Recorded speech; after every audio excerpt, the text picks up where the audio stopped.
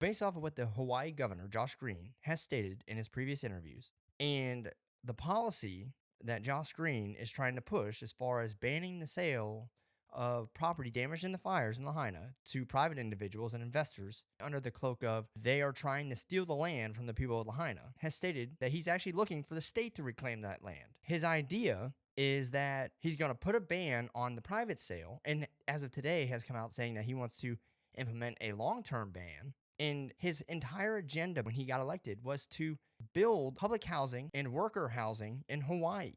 And the other day, he says he wants the state to acquire this land in order to build public housing and worker housing on Maui.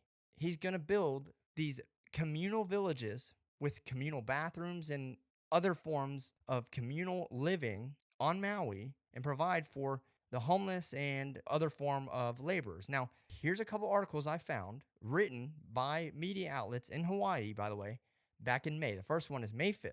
And you can choose to believe this or not, but this is all true. This is the actual goal. So, what is something in the Inflation Reduction Act that the Biden administration always brags about? The fact that they've reduced affordable child care services for middle and low income earners. So in Hawaii, there's a program called PALS, which is Play and Learn Sessions. PALS, P-A-L-S. Now, this program's been going on for a little while. However, the government's been subsidizing it heavily, especially in the last couple of years. And it basically takes childcare from being thousands of dollars for private childcare services down to maybe like a couple hundred. Well, what they're running into is a very large shortage of workers on Maui. And this article states that the county is in the midst of raising PALS employees' pay to a minimum of $20 per hour and a high of around $31 per hour because they're trying to incentivize people to take these positions. Maui's child care workers earn on average $32,000 a year, which is the second lowest income as far as jobs are concerned on the island, according to the Department of Labor Statistics. Like other Maui employees, the government is trying to hire in a job market where the cost of living has forced families to move away. So Hawaii has had a falling population over the last couple of years, according to their own state economist. Before the pandemic struck, the county government served roughly 1,700 children in its summer PLS programs across 19 different sites on Maui, Molokai, and Lanai. Demand for the program dropped significantly between 2020 and 2022, as did job applications. Last year, 321 out of 468 positions, total job positions on the island, went unfilled. And the program served just 400 children at 5 sites on Maui and Molokai. That's according to county documents. The summer demand for the program is back up this year, and staffing levels aren't.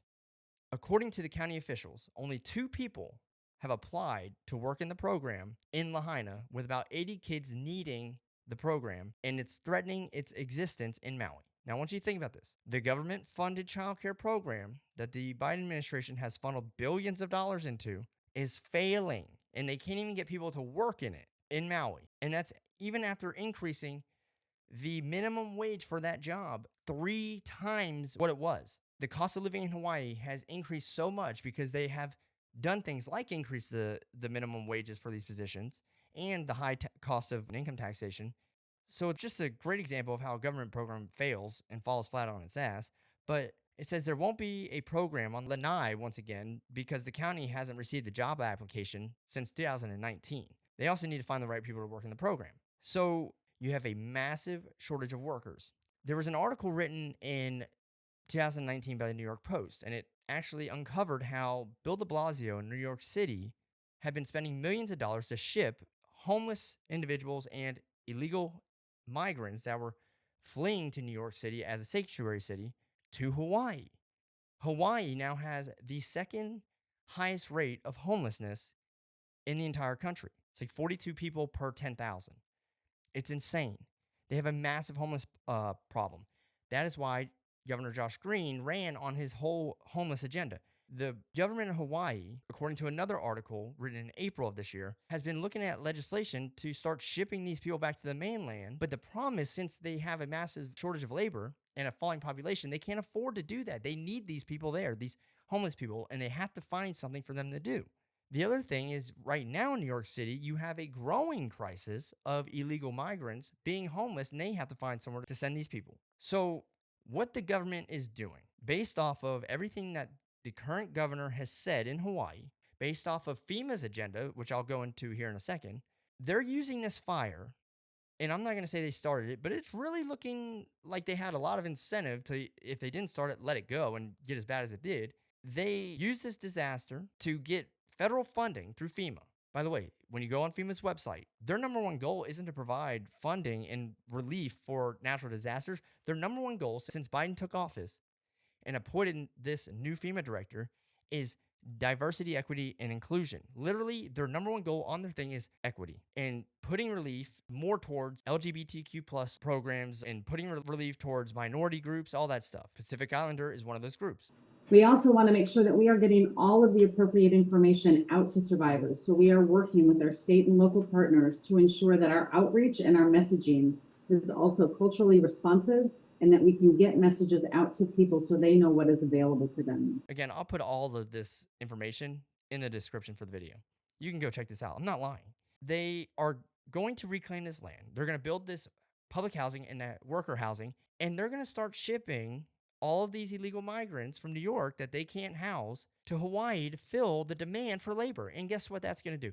They're going to be able to drive down the cost of labor because these people are going to work for far less than what a regular American citizen would. And it's also going to then provide cheap services to the people who live on the island or the tourists or the wealthy people who vacation there. The other thing, Hawaii has very, very low property taxes, and the lowest tax property are owner-occupied houses that are less than $3 million, which is the average home listing in Maui was like $1 million.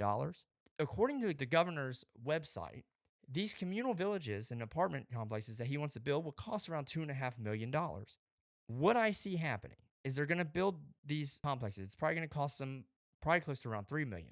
They're going to have government subsidized housing for illegal migrants and homeless people. They're going to reduce this burden of homelessness in Hawaii. They're going to increase the labor supply to fill that demand in Maui with cheap labor, by the way, try and keep the cost of living down. And then they're going to sell these properties at a premium to outside investors. That's why they want to block the sale now. They don't want the private investors to get there first and do this because that's going to drive up the property values. Let's say they build it at $3 million.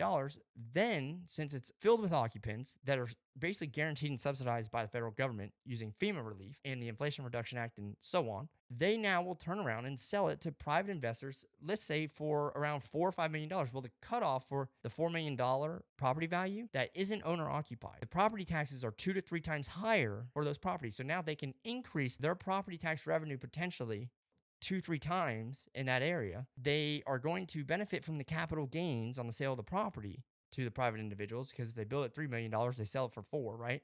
And they kind of fill some of these economic demands that are there, like labor, and reduce some of their homeless problem. And the federal government's going to back it because guess what? They have at least some kind of short-term solution on where to send a lot of these illegal immigrants. What better place than to Hawaii, where the majority of the United States won't see it? And guess who gets to take advantage of it? All the wealthy people that vacation to the island, the Oprahs and the Jeff Bezoses and all them, right? Because now you have a lot of cheap labor filling a lot of the services that they need when they go on vacation there. See, it's not okay when the private sector is money hungry and greedy, right? But it's okay when the government is money hungry and greedy. Private sector bad, government good. But the reality is that you have these socialist programs that have been implemented by the Biden administration and other democratically run states, and they're failing. And now they have to go to the extremes to find solutions to add reliance. I'm just saying, you can have all these crazy conspiracies.